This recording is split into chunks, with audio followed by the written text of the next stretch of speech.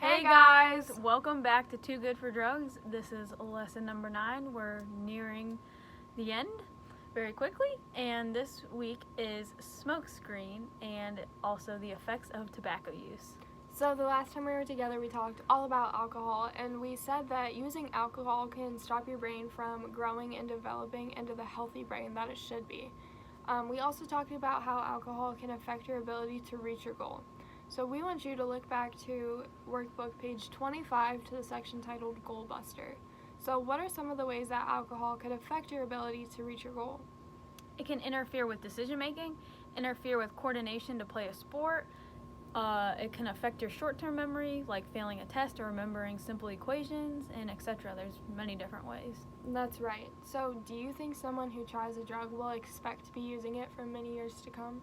I think so. What about you? I agree. What do you guys think? Okay, so the chances are the first time won't be the last time that you use it because drugs are addictive. And what does addictive mean? Addictive means that a person feels like they have to have it. They're hooked on it. That's right. Addictive means that a person feels like they have to have the drug. The person keeps using it even when using the drug causes big problems or even makes the person sick. So, today we're going to talk about another drug that affects people's health and their goals.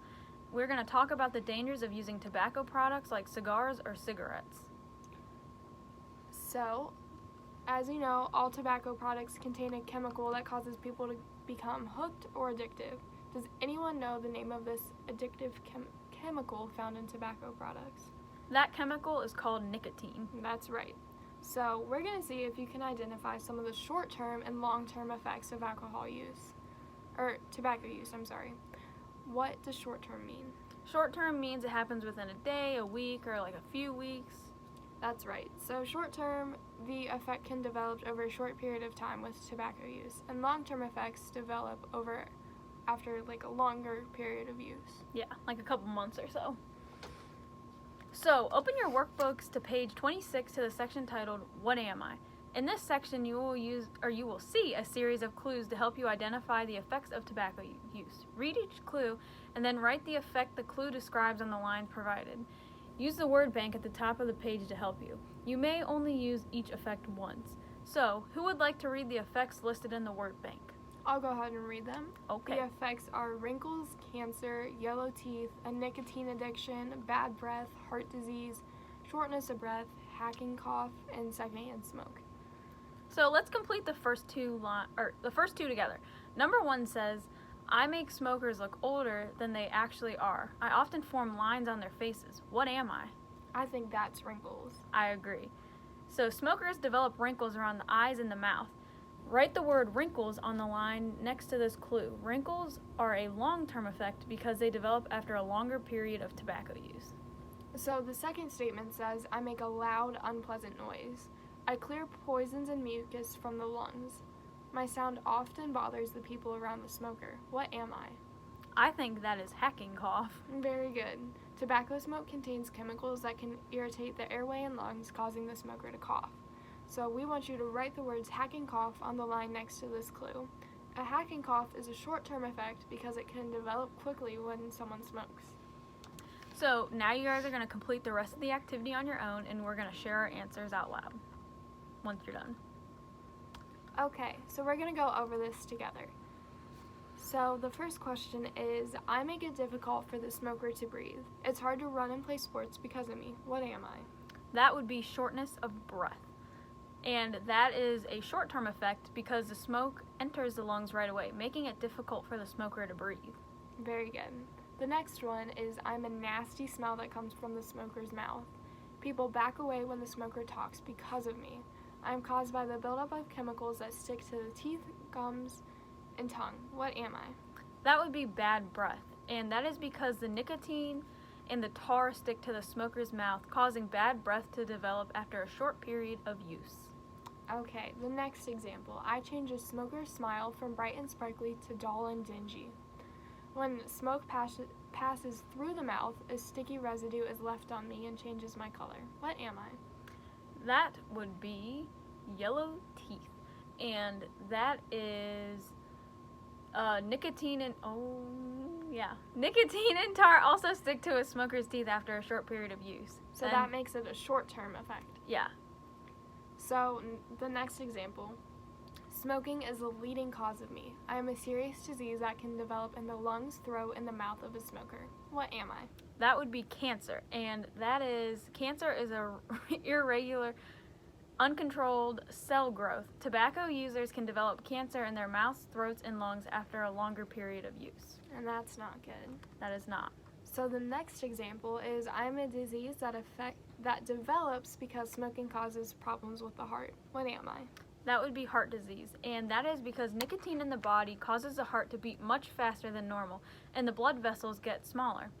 So, the heart has to work much harder to push the blood through the smaller blood vessels. Heart disease is a long-term effect of tobacco use.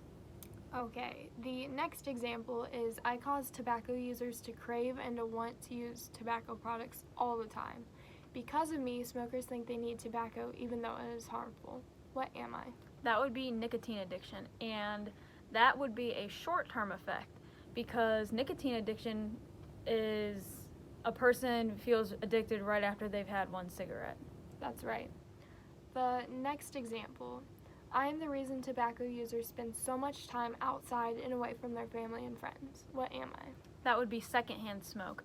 And this is when the smoke is exhaled by smokers and is inhaled by the non-smokers around them. Even brief exposure to secondhand smoke can be harmful because the non-smoker inhales many of the same poisons as the smoker.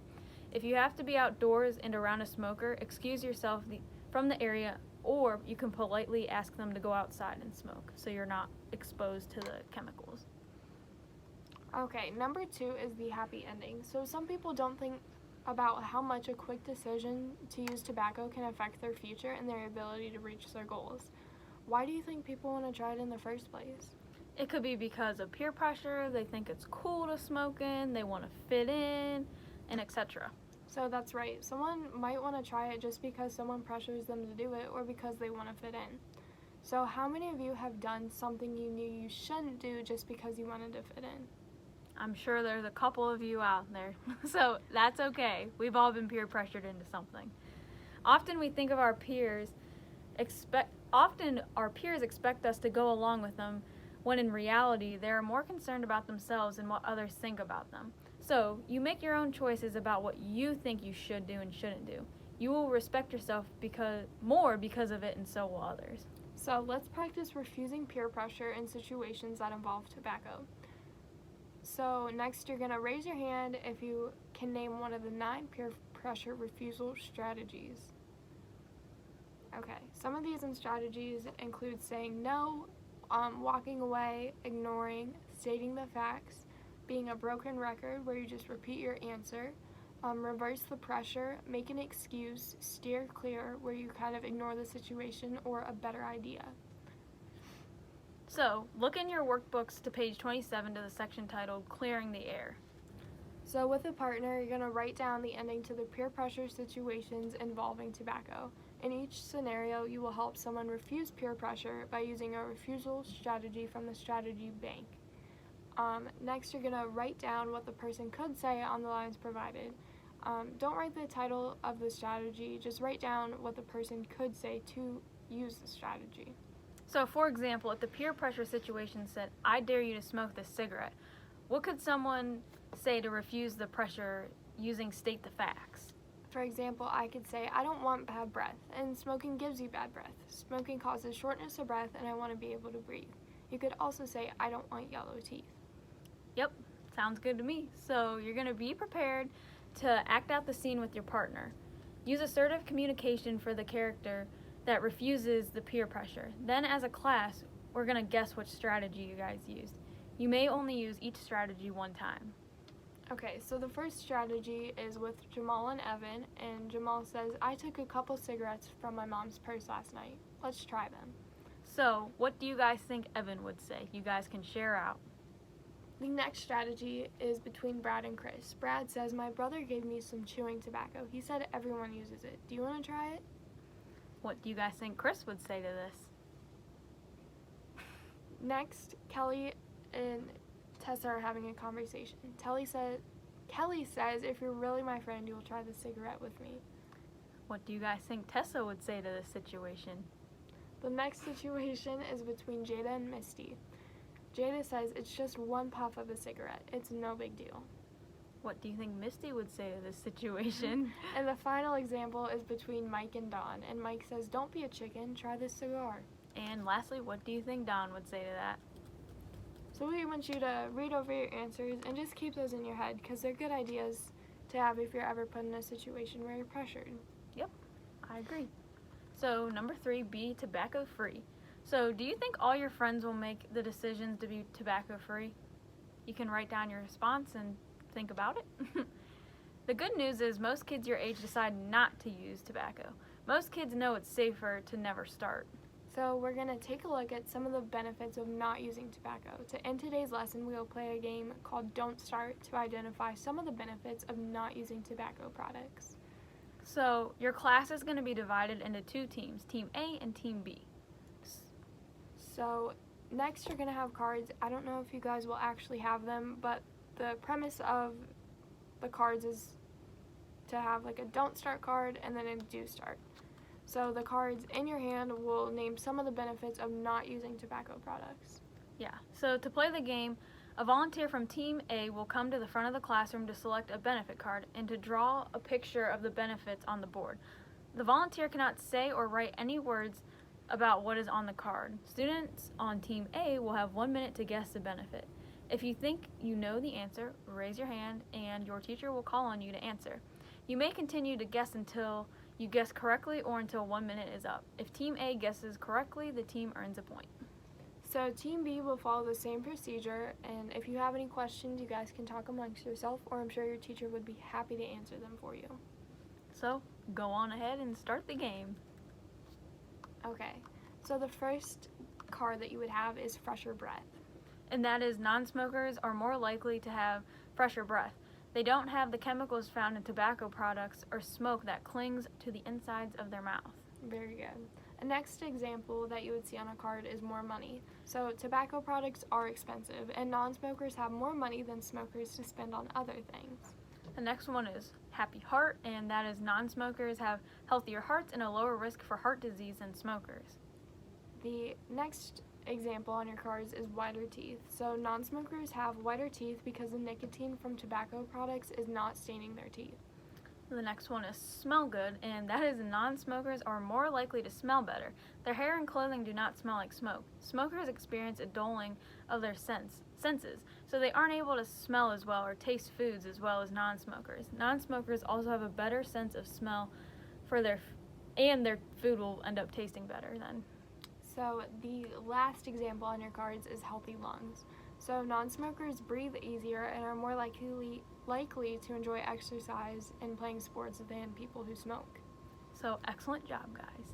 Now that you know the effects of tobacco use and the benefits of being tobacco free, what is the best thing that you can do? Never start. That's right, not even once. Many tobacco users wish they had never started.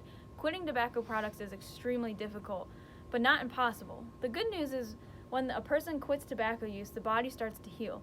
While the person may still experience some of the long-term effects of the tobacco use, their risks decrease the longer they are tobacco-free. So next time we see you guys, we'll discuss marijuana and how it can affect a person's health and behavior. So that is it for today, and we will see you guys next time. Bye. Bye.